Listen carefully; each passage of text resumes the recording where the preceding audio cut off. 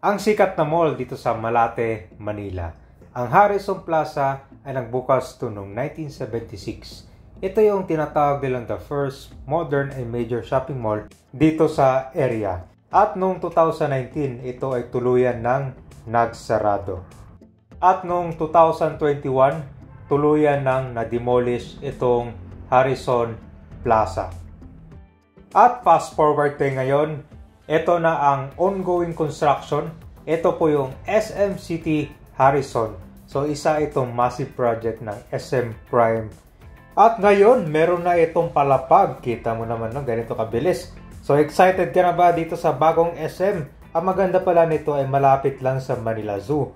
Walking distance lang, at kapag pupunta ka naman ng Manila Bay, pwedeng pwede. Kaya, di ba? Swak na pasyalan nito ngayon pag natapos.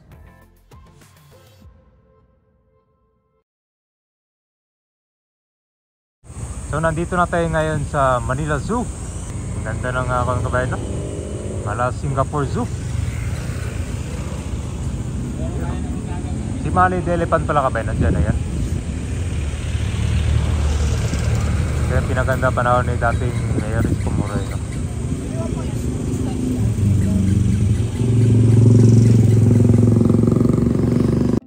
Dito na tayo sa Adriatico Street. So dito po yung area ng Harrison Plaza dati na shopping mall situated dito sa Adriatico Street. Nagbukas to noong 1976, kaya naman sikat na sikat talaga dati dahil ito yung the first modern shopping mall dito sa lugar ng Malate, Manila. At alam nyo ba na ito yung malapit din sa Manila Zoo na kung saan ito ay fully modernized na rin sa panahon ni dating Mayor Isko Moreno. Kaya magandang pasyalan to pa after sa SM, lakad na kayo, nandito na kayo sa Harrison, nandito na kayo sa Manila Zoo. Ito na kabayan, ito na yung Future SM. Meron na pala siyang pangalawang palapag. Ito yung dating pwesto ng Harrison Plaza. Malaki na pala yung progress ng construction, no? Kung pumasal sa SM, lalakarin nyo lang papuntang Manila Zoo, or kung gusto nyo naman mag-unwind, malapit din ito sa Dolomite Beach dun sa Manila Bay. So kung ano, walking distance.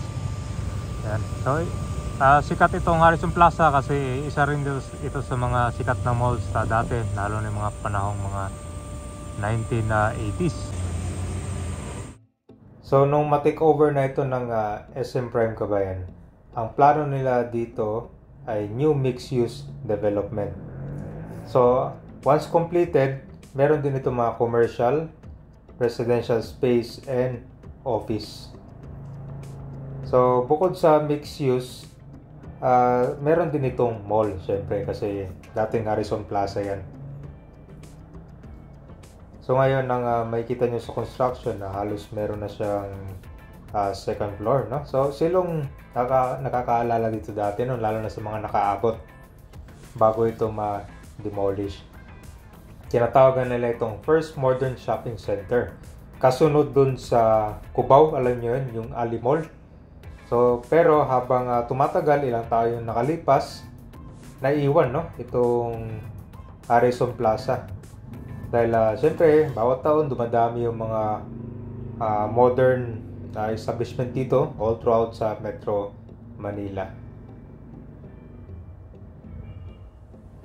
So dito sa harap ng Harrison Plaza lang itong Century Park Hotel. So nagbukas din to noong 1976, pero tingnan mo ngayon, no? Nandito pa. So nagsimula din itong hotel dati ng coffee shop, and konti lang yung mga rooms, siguro mga 300 lang no mga unang operation nila. So habang tumatagal, yung ibang facilities nila ay na-available din sa public. At ngayon yata, estimate mga 400 rooms. So itong hotel na to ay 19 buildings din. So dito rin pala na-demolish na rin yung part ng Harrison Plaza. Yan. Ito dati, puno ng mga parkingan to. Kasi dyan sa harap, yan po yung Bangko Sentral ng Pilipinas. So maraming mga napaparking dito dati. Ewan lang, no, siguro ngayon dahil wala masyadong ngayon weekends, pero weekdays puno yan dito. So excited ka na ba dito, no, sa pagbubukas nitong bagong mall na dito sa Malate, Manila? So mukhang malaki nga to, no? Malapit din ito sa Hospital ng Sampaloc, Manila. Yan. So yung hospital yung kabayan, pina-modernize na yan, no? Ang ganda ng mga facilities. So excited ka rin ba sa pagbabalik ng dating Mayor Isko Moreno dito, no? Talagang maraming napabalik sa kanya dito. Dahil naman syempre grabe yung mga projects na nagawa niya dito nung pagkaupo niya. Talagang nilinis.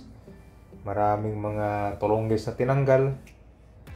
Yan. So ilan pa lang ito mga update dito sa SM Arizona at abangan natin yung kasunod dito.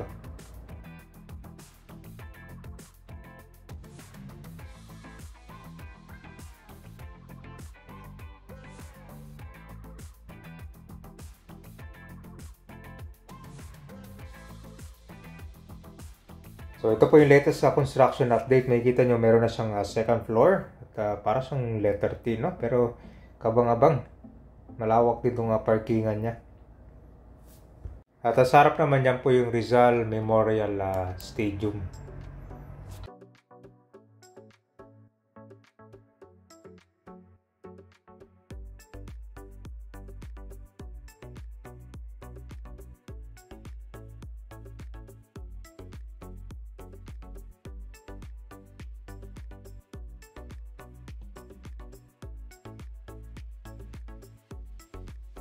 So, isa sa mga bago dito sa Manila Zoo, yung Manila Zoological and Botanical Garden.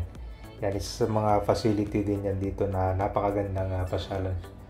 So, ito ay na-renovate yung panahon ni Mayor dating Isko Moreno.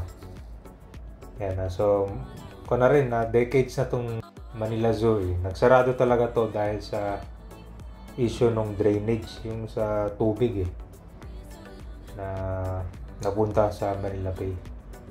So alam nyo ba nung binuksan to noong 1959, halos walang major renovation ang naganap dito, no? Yan, pero tinan mo ngayon, no? Napaka-fresh, napaka-ganda ng mga facilities. Pero isa sa nakakalungkot dito na balita, di ba pumanaw na si Mali the Elephant dito. Pero binalik naman siya dito sa Manila Zoo after nung taxidermy. So, mahigit 11 months yung pag-perform nila para may balik si Mali the Elephant. Ay na-donate siya from Sri Lanka to the Philippines noong 1981. So, matagal na rin siya dyan.